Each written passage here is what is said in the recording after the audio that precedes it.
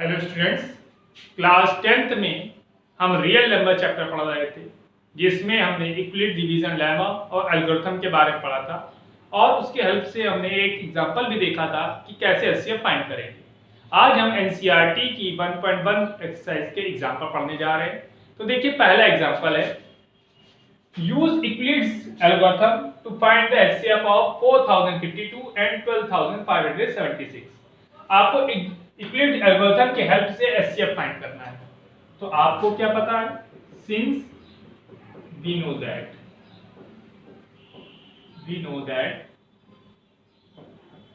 Euclid division lemma क्या होता है, A equal to B Q plus R is greater than equal to 0 and less than B, और जो A होता है वो always greater than B होता है। आपने पढ़ा हुआ है dividend equal to divisor plus quotient plus remainder. तो हमको इस फॉर्मूले की ही हेल्प से एचसीएफ फाइंड करना है। अब देखिए, यहाँ पर 4052 है और 12576 है। तो आपने देखा सिंस 12576 इज ग्रेटर देन 4052, ठीक। इसका मतलब है 12576 हमारा क्या होगा, डिवाइडेड, और 4052 डिवाइजर। चलिए, तो 12576 में हमें डिवाइड करना है किससे, 4052 से। तो कितना क्वोशिएंट आएगा, चलिए रफ में डिवाइड करते हैं। 4052 से डिवाइड किया 12576 में। तो देखिए, ये 4 या 12 है, तो 4 3 जा 12 होता है, तो 3 2 जा 6, 3 5 जा 15, 3 4 जा 12। सब्ट्रैक्ट करते हैं, 0 2 4। देखा हमने रिमाइंडर कितना आ रहा है, 420 आ रहा है। इसका मतलब है कि अभी पूरा डिवाइड नहीं हो रहा है। आपने पढ़ा हुआ है डिवीजन लेमा के स्टेप 1 में, पहले हम डिवाइड करते हैं। डिवाइड किस में करेंगे, डिवाइडेंड में डिवाइजर से। और अगर रिमाइंडर क्या आ जाएगा, 0, तो जो रिमाइंडर 0 आएगा तो क्वोशिएंट उसका क्या बन जाएगा, एचसीएफ। अदरवाइज वही स्टेप आगे बढ़ाते हैं। तो हमने लिखा सिर्फ 420 रिमाइंडर किसके इक्वल नहीं आया, 0 के। तो अब क्वोशिएंट जो था उसमें हम डिवाइड करेंगे किससे, रिमाइंडर से। ध्यान समझिएगा, जो क्वोशिएंट है उस क्वोशिएंट में हम डिवाइड किससे करते हैं, रिमाइंडर से। देन 420 इन, अब देखिए 420 से डिवाइड करते हैं हम 4052 में, तो 1 टाइम नहीं जाएगा, तो 420 ज्यादा हो जाएगा। तो 4 9 जा 36, 9 0 0 9 2 18, 9 36 ज्यादा हो जा रहा है। चलिए और कम करके देखते हैं, 10 टाइम्स ज्यादा हो जाएगा, और 5 टाइम 5 को हो जा 26 को हो जा 24, 7 को हो जा 28, 8 0 0 8 2 16, 8 को हो जा 32 8 35, ठीक। अच्छा, 9 टाइम्स भी देख लेते हैं, 9 0 0 9 2 जा 18, 9 4 जा 36 37, 9 टाइम्स आएगा, तो 3 7 8 0 2 15 में 8 7, और यहां बचा 9 9 में 7 2। देन क्वोशिएंट आया 9 एंड द रिमाइंडर इज 272। हमने ध्यान से देखा, अभी भी जो रिमाइंडर है वो 0 के इक्वल नहीं है। सो अब हमने 420 में डिवाइड करेंगे किसका, 272 से। तो नॉर्मल सी बात है, यहाँ 1 टाइम्स जाएगा, क्योंकि 2 तो 4 हो जाएगा, ज्यादा हो जाएगा। तो 420 में 272 से डिवाइड किया है हमने 1 टाइम्स, तो 10 में 2 8, 7 4 11, ठीक। और यहाँ पर 1 बने 148।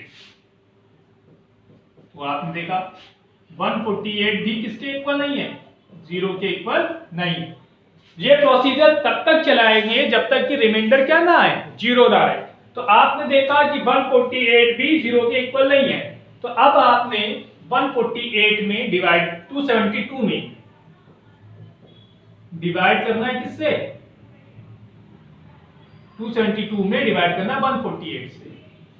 तो 148 से डिवाइड करते हैं 148 से 272 में डिवाइड किया, तो 2 टाइम्स अगर करते हैं तो 8 2 जा 16, 14 2 जा 28, ज्यादा हो जाएगा 1 टाइम्स 148, तो 12 में 8 4 6 4 2 1 124, 1 टाइम करने पर 124 आया।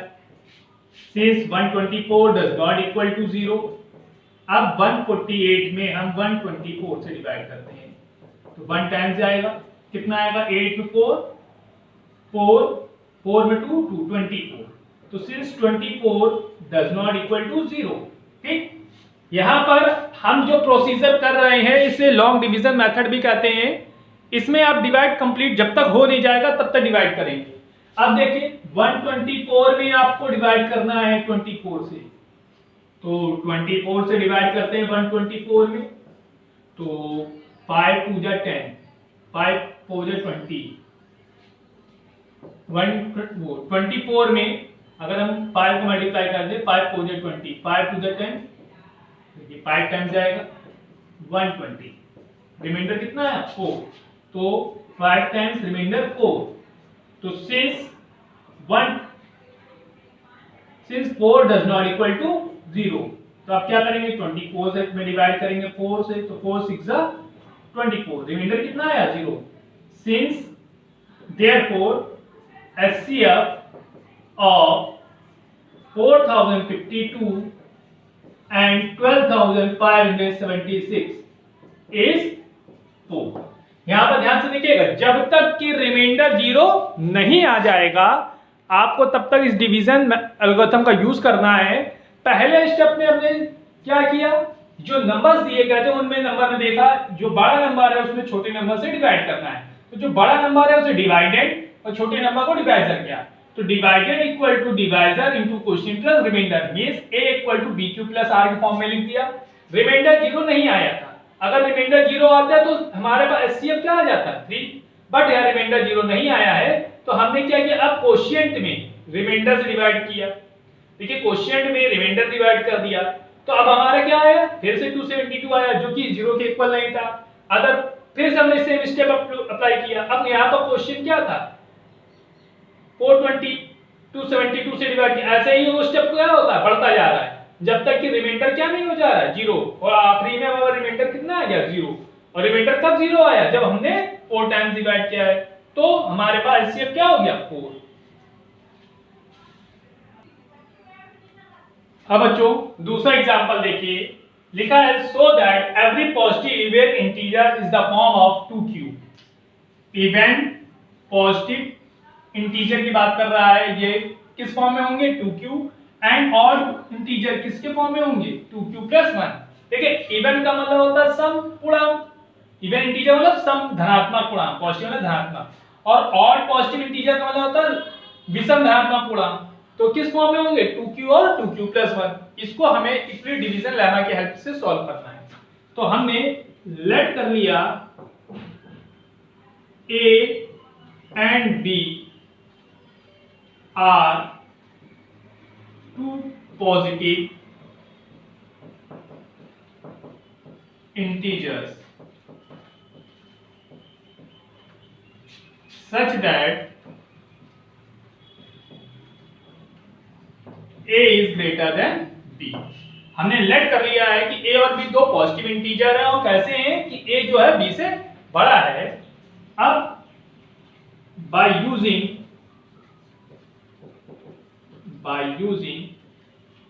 Euclid's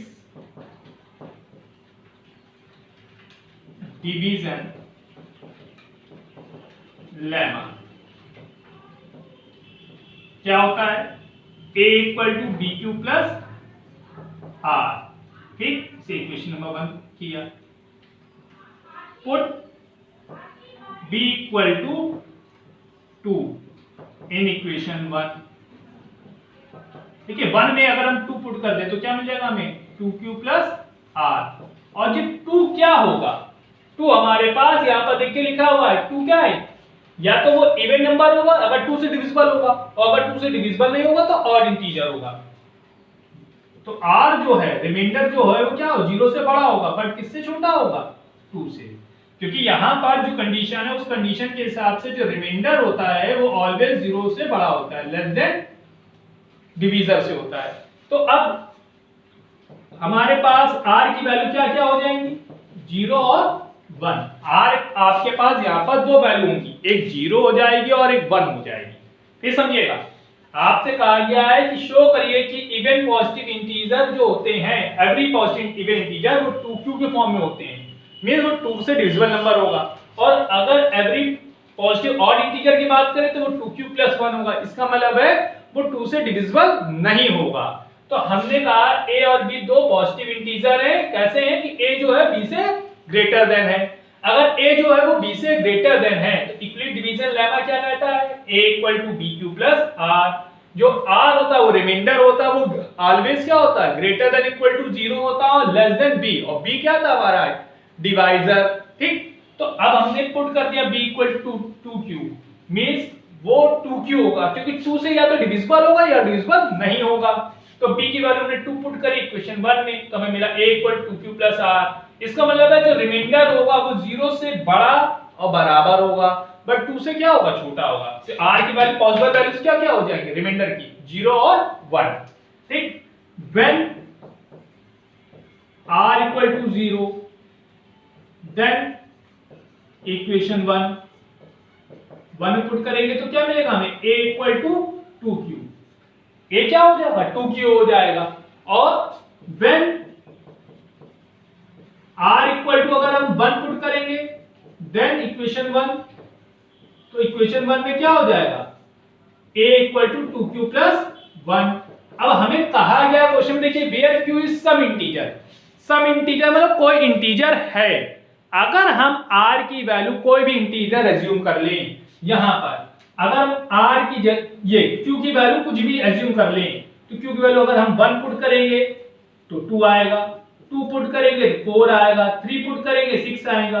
और इसमें अगर हम q की वैल्यू 1 पुट करेंगे तो 2 + 1 3 आएगा, 2 पुट करेंगे तो 2 × 4 1 5 आएगा, 3 पुट करेंगे 3 × 6 1 7 आएगा। मींस जो एवरी पॉजिटिव इंटीजर होंगे, इवन इंटीजर होंगे, वो ऑलवेज किस फॉर्म में रहेंगे, 2q फॉर्म में। और जो ऑड पॉजिटिव इंटीजर होंगे वो ऑलवेज 2q + 1 फॉर्म में होंगे। Hence every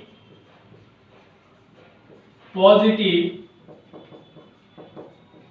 even integer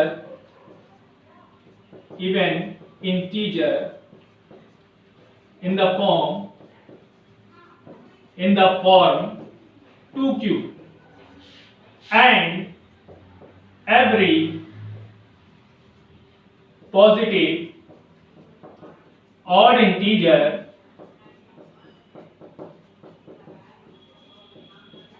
in the form 2q + 1। ध्यान रखिएगा, जो पॉजिटिव इंटीजर होंगे वो इवन पॉजिटिव इंटीजर होंगे वो 2q के फॉर्म में होंगे, और ऑड पॉजिटिव इंटीजर 2q + 1 के फॉर्म में होंगे।